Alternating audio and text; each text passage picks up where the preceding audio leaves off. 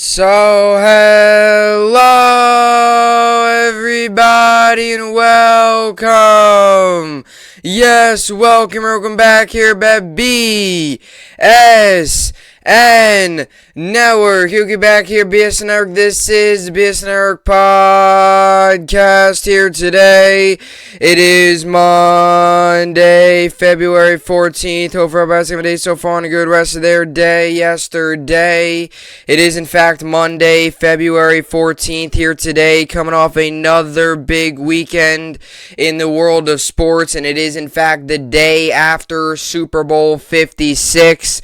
A very good game, a very exciting game, a lot of action, especially late, but your 2021-2022 Super Bowl 56 champions are the Los Angeles Rams, as they defeated the Bengals last night 23-20. A late score with about a minute 25 left sealed the deal. Some big penalties late. And the Rams today, Matthew Stafford, are champions of the NFL. And that's a wrap on the NFL season. That is a wrap on the 2021-2022 season. We're going to get into it. You know the drill. It's Monday. Going to be a short video today. Going to be probably only about a 20 to 25 minute video today. Probably not 30, only about probably 15 to 20 to 25 minutes. So, going to have to be pretty quick. Super Bowls yesterday. You had a very good weekend in terms of, you had a couple, some basketball, you had some hockey on. Kentucky got a really nice win against Florida, and Rangers are back in action tomorrow against the Bruins, so they'll be off their break tomorrow against the Bruins. Islanders have a day off today, and the Nets and Knicks are in action tonight. Nets lost their 11th straight game. 11th straight Saturday night against the Heat. So frustrating there. Not a good enough performance. Dug ourselves too deep of a hole and couldn't dig out of it. We had a good fourth quarter. We had a terrible third quarter. Fourth quarter we dug ourselves out of the hole, but just a little too late. Lost by 4. Tonight, Seth Curry, Andre Drummond are in the lineup. So we're back home, back at Barclays against the Sacramento Kings. 3 games left into the All-Star break. You got tonight against the Kings. You got Wednesday against the Knicks, Thursday against the Wizards, and then just like that, you're into the All-Star break and you'll have a week off, and you got to hope after the All-Star break, not only does this team start playing at a higher level, but this team starts to get healthier and really gets back to full strength. So tonight, Andre Drummond and Seth Curry most likely will make their debuts. Nets, Kings tonight, Islanders with a day off, Rangers day off. They'll return to action tomorrow from their 2-week break against the Bruins tomorrow at the Garden. Knicks at the Garden tonight as well. So back-to-back games at the Garden. Got the Knicks tonight against the Thunder and the Rangers tomorrow night. So that's kind of what's going on in the world of New York sports. Islanders as well have a day off today. Lot to get to in a very pretty short amount of time. It was a great weekend. It was a great game yesterday. It was an excellent game. And I was rooting for the Bengals, really pulling for them. And I'm definitely upset they lost, but very good game nonetheless. And the Rams played well. So let's get to the topics. You know the drill. Super Bowl 56 recap. Give you it all. Going to talk about everything that went on. Give you some of my thoughts. I really want to hone in on one specific group with the Bengals, because last night was yet again just our daily reminder that the Bengals need to and absolutely need to invest this offseason into offensive linemen. They cannot possibly go another season where this offensive line is this bad that many times. So Burrow sacked 7 times last night, and when it came down to the final play, Burrow had no time in the pocket, and he wasn't able to deliver a good throw to Pirine, and today we're talking about a Rams Super Bowl victory. So things could have been a little wild. Jamar Chase wide open downfield. We're just finding out today. So we'll break it all down, get to it all, and then we'll finish off with the New York Sports Update. As you all know, Nets and Knicks tonight, both at home, which is a rarity. And you see it in baseball too. Yankees and Mets very rarely have home series at the same time. Usually one's at home, one's on the road. You might not always you might not always realize it, but it's usually the case. So it's kind of rare to get the Nets and the Knicks playing at home on the same night. Usually it's Nets home, Knicks away, Nets home, or Nets away, Knicks home. It's just kind of how it is. Usually you don't have 2 teams in the same city playing home on the same night. Unless if obviously they're playing against each other and they're both in the city. But even in baseball, you don't very rarely, unless if they're playing against each other, you don't see the Yankees and the Mets play at home at the same time. Sometimes you do, but it's rare. So tonight's one of those cases where Nets and Knicks both home.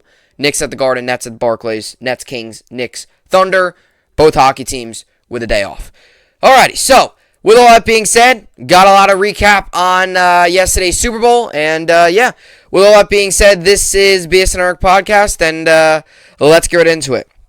Alrighty, so yesterday the 2021-2022 NFL season officially came to a close with the Los Angeles Rams defeating the Cincinnati Bengals 23-20, late score by Matthew Stafford and Bengals, and throwing it to Cooper Kupp in the corner of the end zone, guarded by Eli Apple, which had a terrible game.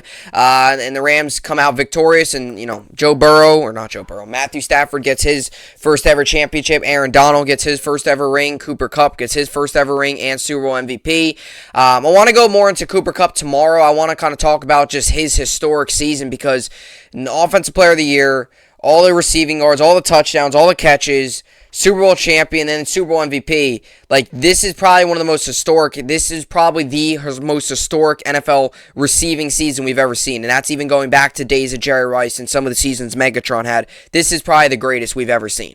And I could explain why more in detail tomorrow. I obviously got this pick wrong, so I finish out my season in the NFL, in my game picks. I finish it out with a record of 180 and 105. So not quite as good as my last year's season, but finished out the season 180 and 105, and finish out the postseason with a 9-4 record. Obviously, back-to-back years now. I have not picked the Super Bowl right back-to-back years. So usually it's always the Super Bowl that decides it all. Back-to-back years now, I have not picked the right. So last year I took the Chiefs. This year I took the Bengals. Maybe next year, I'll have better luck. Either way, though. So either way, back to my point with, the Super Bowl and everything. Yes, it was a very good game. And I can make the argument that this was probably one of the greatest postseasons we've ever seen. I've ever seen. Probably one of the greatest postseasons in NFL history. Wild card round was bad, but divisional round was great. I think the best game I've ever seen in my life was the Bills-Chiefs game, and I still stand by that. Even with the AFC Championship and NFC Championship and last night's game, Bills-Chiefs game, it's going to take a really good game to top that. You had all those divisional round games. You had two really good AFC Championship games. And then last night it came down to, yet again, under a minute to play, a 4th down and 1. It really came down to one play yet again. And that's kind of been the story of the postseason. Last night scoring started with the Rams. Get in the score early. The score, Beckham catches the touchdown, which obviously went out with an injury. Beckham gets the touchdown, start off with a 7-0 lead. And for the Bengals early on, they were kind of struggling a little bit.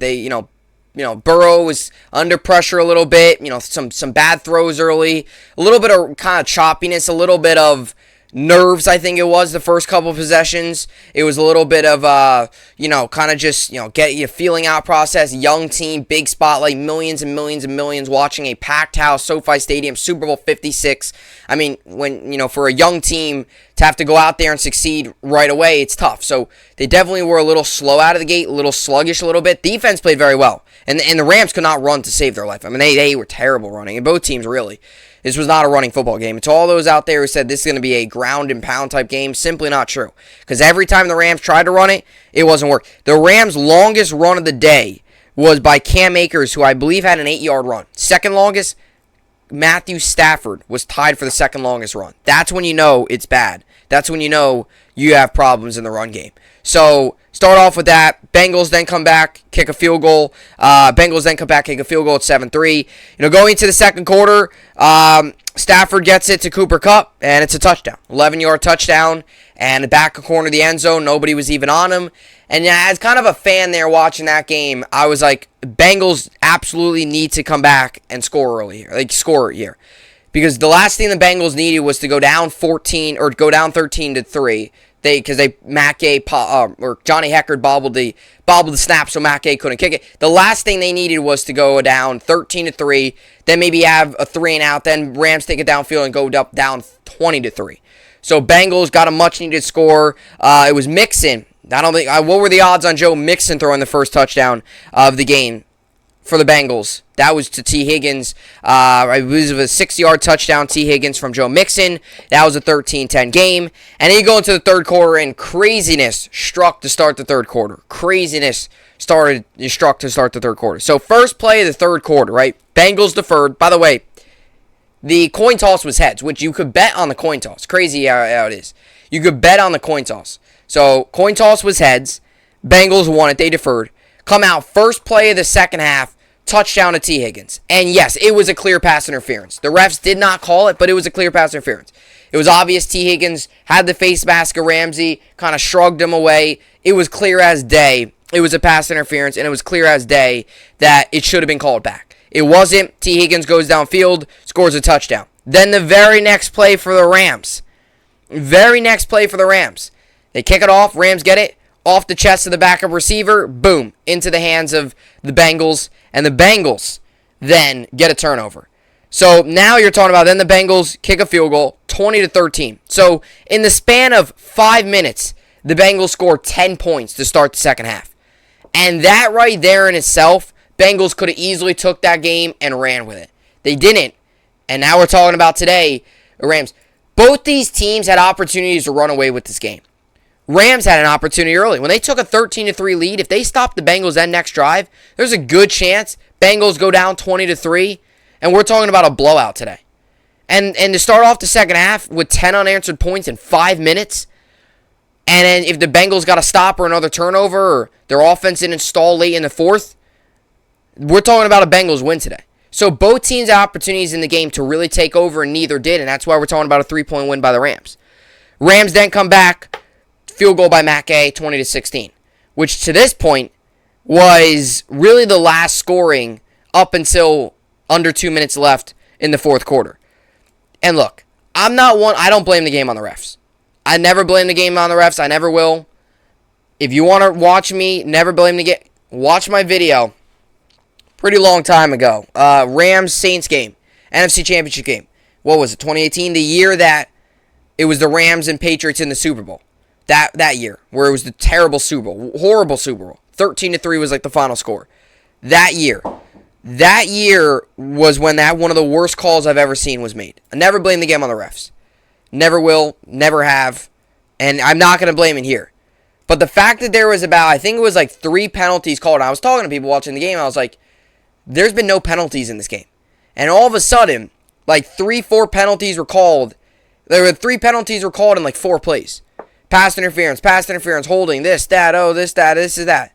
And I was like, really? And sure enough, the Rams end up punching it in, scored a Cooper Kupp, and for all the talking that Eli Apple does, he didn't back it up. Eli Apple, no ball skills, didn't turn around. Cooper Kupp with the catch and the MVP. They took the lead 23-20. Minute 25 left. Bengals get the ball under a minute to go. 4th down and 1. Burrow under pressure, can't make the play to Pirine. And hindsight 2020. If he had a little bit more time, Jamar Chase was wide open downfield. And today, that's the big topic. Today, Jamar Chase, the pictures are out, the video's out. It really didn't get picked up last night, but Jamar Chase was wide open downfield. Joe Burrow just did not have enough time. He did not have enough time in the pocket. The offensive line didn't block well. Aaron Donald was right behind him. He needed to get the ball away. You're in 4th down and 1. You need to convert the first. And 4th down and less than a yard, they could not convert. That's not good. And that leads to my point here. I was big on the Bengals bandwagon. I was a believer, and I did pick them to win. But I've said it this entire postseason, I'll say it again today. The Bengals absolutely, whether they won last night's game or lost, or, in this case, they did lose, however last night's game played out, I've been saying it all postseason long, that the Bengals need, and absolutely need, to completely overhaul this offensive line. And I mean every single player on this offensive line should be gone, and they need to bring in fresh faces. They need to bring in, 5 new faces. New tackles, new guards, and new centers. That's what they need to bring in. Because what this line was this season was a complete and utter embarrassment for the Bengals. And if you want Joe Burrow to be your quarterback for years and years to come, which if he stays healthy, he definitely can be. We saw it this year, and we saw it in spurts last season in the games that he played. You need to protect him. And last night, him getting sacked 7 times, I said it. I believe I said if Joe Burrow got sacked like more than 5 times, Bengals were going to lose this game. And sure enough, that's what it came down to. And all this season, all of this hard work put in, ultimately the reason they lost was because that one play late in that game, Burrow did not have enough time to deliver a good throw. Pirine was open, Chase was open. If he had more time, we're talking about a Bengals win today.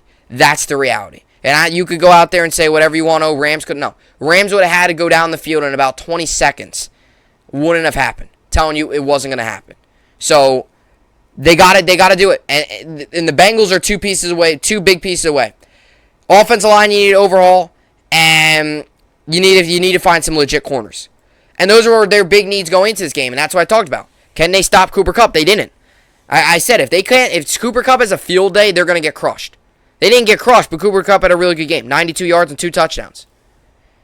So they didn't even come close to containing Cooper Kupp, especially in the red zone. I mean, late in that game, Eli Apple's the guy you chose to put on Cooper Kupp. Not a smart decision. So Bengals lose, Rams win. And look, congrats to Matt Stafford. I mean, he's a guy that, has 13 years in the NFL, 12 previously with the Lions, went to 3 playoff games with the Lions, never won it. Myself, I will admit, I was one of those people that said he was not that big game type player. I also kind of had that feeling that he was that inexperienced player. When the trade first made, I didn't love it. I didn't think the Rams were getting that anything special. Boy, was I wrong, and I will admit when I'm wrong. I was wrong, and I think a lot of people were wrong about this. When this trade was made, it was almost like, really, what are the Rams getting? Like, where are the Rams going with this? They picked up Matthew Stafford, an average quarterback, but Matthew Stafford proved this year that the Lions were the team holding him back, and he proved this year that he's more than just an average quarterback. He can be one of the elite players in the league if you surround him with the right pieces, and he showed that all throughout this season into playoffs, and yet again last night with some clutch plays and clutch drives late. So to look over some of the numbers, Stafford went 26-40, 283 yards, 10.9 was average, 3 touchdowns. He did throw 2 picks. The one was to Van Jefferson trying to force it. The other one was off the player's chest. Can't do anything about it. He had 2 sacks and he had a rating of 89.9. Running, I'm not even gonna give you the running because it was terrible. Cam Akers averaged a yard per run. I mean, it was awful. 13 carries for 21 yards. It was brutal. Receiving, Cooper Kupp at 10 catches, 10 targets, 8 catches, 92 yards, and 2 touchdowns. And Beckham, who got hurt, but had 2 catches, 52 yards, and a touchdown. He started the game off with a touchdown and a score. And you go to the Bengals. Burrow went 22 of 33, 263 yards. 12 was his average per throw. He threw a touchdown, no picks, got sacked 7 times, and a rating of 100.9. Joe Mixon went 1 for 1, 6 yards. He threw the touchdown to Higgins. Mixon couldn't get anything going really either in the run game. 15 carries, 72 yards. Actually, I take that back. He had a solid game. 15 carries, 72 yards, almost 5 yards per carry. Longest run was 14. And you look at the leading receivers. T. Higgins had 7 targets, 4 catches, 100 yards, 2 touchdowns. Chase was right behind him with 8 targets, 5 catches, 89 yards. And Tyler Boyd, 6 targets, 5 catches, 48 yards. By the way, not many people are talking about this, but that Tyler Boyd drop was huge. 3rd down and 10, Tyler Boyd dropped that. If he catches that ball, another situation where we're talking again today about a Bengals victory. So the biggest needs for the Bengals in the offseason, they need to overhaul the offensive line. There should not be one guy that comes back on this offensive line. They need to overhaul it. And I don't care where they stand in the draft because they're not going to be as good as they usually are, but they need to get an offensive line, and they need to get a legit couple corners because Eli Apple's not legit, okay? He's not. Say whatever you want, he's not legit. Mike Hilton's solid, but you could probably even find upgrades over him. You don't need to put all your number one priority has to be offensive line. Then comes corner, and if maybe you get a little picky, then comes re-signing Uzama and maybe finding some other pieces. But your number one absolute priority is offensive line. Not only does it benefit the offense as a whole, but if you want Joe Burrow to be your franchise quarterback for a long time, you need to protect him. You need to protect him. And I'm not a Bengal fan. I'm a Jet fan. You see it. I'm wearing my Jet beanie today. It is so frustrating just as a football fan to watch teams not put their quarterbacks in good situations in front of lines. I mean, watching Burrow against the Chiefs, watching Burrow last night run for his life every other play, so frustrating. How hard is it to put an offensive line in front of a guy that can be competent and can block? I know you're going against Aaron Donald. I get that, but even previously, terrible. Need to address the offensive line. And for the Rams, similar to what the Bucs did, try to get as many of these guys back as you can and run it back. I know there's some rumors about Aaron Donald and stuff and what's going to happen with Odell, especially now if this is an ACL tear. How will that impact him? Good chance maybe he misses all next year or most of next season if it's an ACL tear. We'll see. But definitely a lot of decisions on both fronts. But the Rams, on the other hand, you got to try to keep, Rams, I shouldn't say a lot of decisions, more so decisions on the Bengals. But for the Rams, you got to do anything you can to try to bring this team back. You built this team up, try to bring it back and see how many more you can win. So, Congratulations to the Los Angeles Rams. They are your Super Bowl 56 champions. And as for the rest of the NFL, all 32 teams, all 31 teams are truly getting starting the work today. And for the Rams, the celebration continues. After the parade, that's when the season begins. So the 2022-2023 season is now upon us. And Jaguars are officially on the clock for the draft, and for the Jets and the Giants, their off seasons officially begin. Big off seasons for both of those and the rest of the NFL as we now officially head into the off season. And for baseball, now the football season's over. It's time for baseball to get their act together as well and get a deal done, because pitchers and catchers were supposed to port today, but it's not the case because both sides cannot get a deal done. So just a couple closing things I wanted to say there. And now let's get to the New York sports update and finish everything off. Another good NFL season is officially in the books. We got the Wizards and Pistons. I'll give Wizards the win. Knicks, Thunder, give me the Knicks. Raptors, Pelicans, I'll take the Raptors. Bulls, Spurs, give me the Bulls. Bucks, Trailblazers, give me the Bucks. Nuggets, Magic, give me the Nuggets. Jazz, Rockets, give me the Jazz. And Warriors, Clippers, give me the Warriors. Nets, Kings tonight. Nets come into this game 29-27. Kings come into this game 22-36. Kings are 2-point favorites. The over-under is 228. This game goes on today, 7:30 p.m. Eastern. I'm going to give the Nets a win. I think Seth Curry, Andre Drummond are going to provide a little bit of energy. I'm hopeful. I'm optimistic. Let's end the 11-game losing streak tonight, please. I don't want this to go any further. I do not want. Last thing I want is for us to lose tonight and go into Madison Square Garden on Wednesday night with the possibility of losing our 13th straight, which I guess the teens, if you lose teen amount, you would then reach the teens in losses in a row. Please, the last thing I want is to go into that garden with that hostile crowd who hates us. They hate us. Whatever we do, they hate us. We could win. We could play spoilers and win and make them the 1 seed. They'd still hate us. For them, that arena, if we lose our 13th straight at the Garden, that's the last thing I want. So get a win, so that has no possibility of happening. And I think they'll get a win. I think Andre Drummond and Seth Curry are going to provide a much-needed boost. And there's going to be a little bit more energy. 91% of people in the Sacramento Kings are going to win this game. Give me the Nets. I'm not crazy hopeful, but Seth Curry, Drummond, two new faces, provide a little bit of boost. Want to go out there and make a good first impression. So we'll see. With Wild Red Wings, I'll give the Wild the win. Jets, Blackhawks, give me the Jets. Maple Leafs, Kraken, give me the Maple Leafs, and Oilers, Sharks, give me the Oilers. One top 25 college basketball game on tonight. We got Kansas and Oklahoma State. Give me Kansas to win. And then we'll get to fantasy basketball and wrap up the Monday edition of the BSN Network podcast. I won last week in fantasy by a score of 1,059 to 919. And today I've got going Donovan Mitchell, Brandon Ingram, Rashawn Holmes, Nikola Jokic, and Alexander's in, but he's still out. So I moved to 15-2 on the season, and that's who I got going today.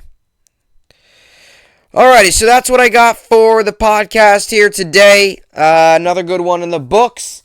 Tomorrow I want to get to Cooper Kupp and his MVP. I also want to get to some hockey. Jack Eichel returns for the Vegas Golden Knights. That's not only big for the Golden Knights, but big for the rest of hockey. One of the better players in the league when he's healthy, coming back soon here. So I think might get to that. I might talk about the Rangers, although I did do a first half recap. I was contemplating on talking about them maybe just giving you what's to come and what they need to do in the second half. But I figured with the trade deadline looming in the NHL, I have a feeling I'm going to be talking a lot of Rangers anyway. So I'm still trying to figure that out. If anything crazy that happens in the Nets game, like Seth Curry puts up 50 points in his first game, I'll definitely talk about it. So kind of got to play it up here. But I definitely, whether it's tomorrow or whenever it is, I definitely want to talk about Cooper Kupp. Because his season cannot go unnoticed. And it's not, but I want to kind of just really dial in and talk about Kupp. I know I've talked about it previously the past week about all the overviews and stuff, and I mentioned his name a lot. His name's been mentioned a lot, but really just to look at some of the numbers and how great he really was this year. So, still deciding on what all that is, but those are just some possibilities of what we'll get through as the week goes on. And if MLB wants to get their act together and get a deal done, that'll definitely be a topic there. But anyway, that'll do it. Another good podcast in the books, as always. I'll see you all back here tomorrow. Hope you enjoyed it, and thanks for watching.